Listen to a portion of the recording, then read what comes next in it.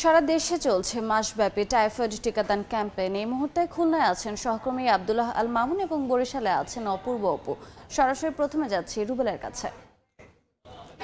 রুবেল,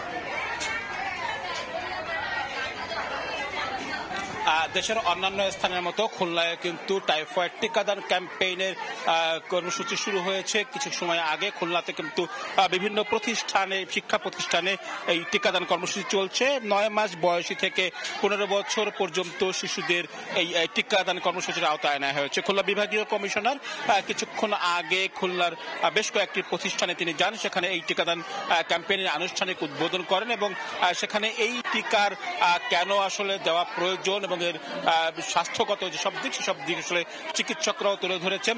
এবং আমরা দেখছি এখানে বিভিন্ন শিক্ষা প্রতিষ্ঠানে যারা শিক্ষার্থীরা রয়েছেন, তাদের সঙ্গে অভিভাবকরাও রয়েছেন, তারা কিন্তু এখানে সবাই লাইনে বসে আছেন এবং তারা একের পর এক এই টিকা আসলে গ্রহণ করছেন।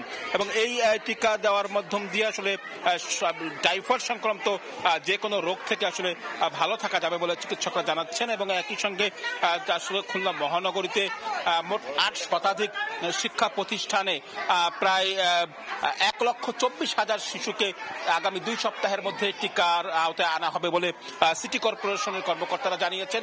এছাড়া খুলনা বিভাগের 10টি জেলায় এই লক্ষ্যমাত্রা প্রায় 13 লক্ষ।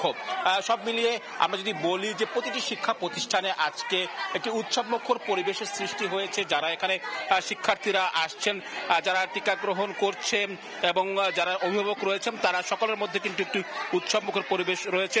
এবং শিক্ষার্থীরা আসলে বলছেন যে অভিভাবকরা বলছেন যে এই টিকাদান কার্যক্রমে তারা আসলে আগ্রহ দেখিয়েছেন এবং তারাও আসলে খুব স্বতঃস্ফূর্তভাবে এই টিকাদান কর্মসূচি সফল করছেন এবং এটি আসলে বাচ্চারাও আগ্রহ ভরে এই টিকা গ্রহণ করছে। তো আমার কাছে এই ছিল খুলনা থেকে টাইফয়েড টিকাদান কর্মসূচির সর্বশেষ খবর। আমরা একটু বরিশালে যেতে চাই, সেখানকার টিকাদান কর্মসূচির খবর জানাবেন সহকর্মী অপূর্ব অপু। টাইফয়েডের টিকা ক্যাম্পেইন কার্যক্রম শুরু হয়ে গিয়েছে।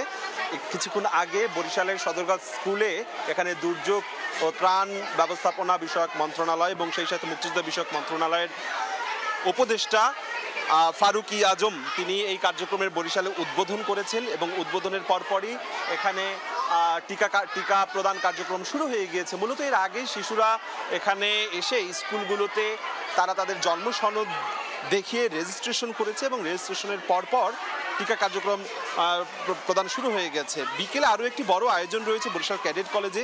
সেখানে বেশ জাঁকজমকপূর্ণ আয়োজনের মধ্য দিয়ে এই টিকা কার্যক্রম আরও একটি বড় ক্যাম্পেইন রয়েছে।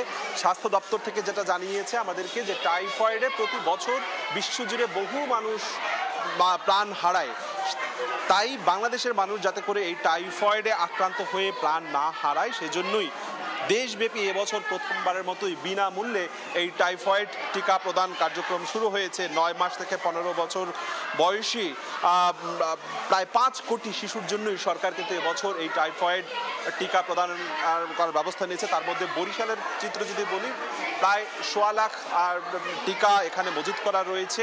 যে কোনো শিশু তিনি তার শিক্ষা প্রতিষ্ঠানে গিয়ে কিংবা অভিভাবক যদি জন্ম সনদ দেখিয়ে শিক্ষা প্রতিষ্ঠান কিংবা ইপি সেন্টারগুলো যেগুলো রয়েছে, স্বাস্থ্যকেন্দ্র যেখানে রয়েছে, সেখানে রেজিস্ট্রেশন করে এই টিকা কার্যক্রমে তিনি তার অংশ নিতে পারবে এবং টিকা দেওয়ার ফলে জ্বর থেকে তারা মুক্তি পাবে। শিশুদের জন্য এমনিতেই 11টি টিকা রয়েছে। 11টি টিকার বাইরেও এই টাইফয়েড টিকা ক্যাম্পেইন যেটা বলছে যে এই টিকা ক্যাম্পেইনের মধ্য দিয়ে যে শিশুদের প্রতি বছর যে জ্বরে আক্রান্ত হয়ে মানুষ প্রাণ হারায় সেটি কমে যাবে। স্বাস্থ্য অধিদপ্তর এই আয়োজনে আরও জানিয়েছে যে ভারতের সিরাম ইনস্টিটিউট থেকে তৈরি করা হয়েছে এই টিকা, যা সরকার পেয়েছে আন্তর্জাতিক ভ্যাকসিন সহায়তা সংস্থা গ্যাভির সহযোগিতা এবং বিশ্ব স্বাস্থ্য সংস্থার অনুদানপ্রাপ্ত এই টিকাটি সম্পূর্ণ নিরাপদ বলছে চিকিৎসকরা বা উদ্যোক্তারা।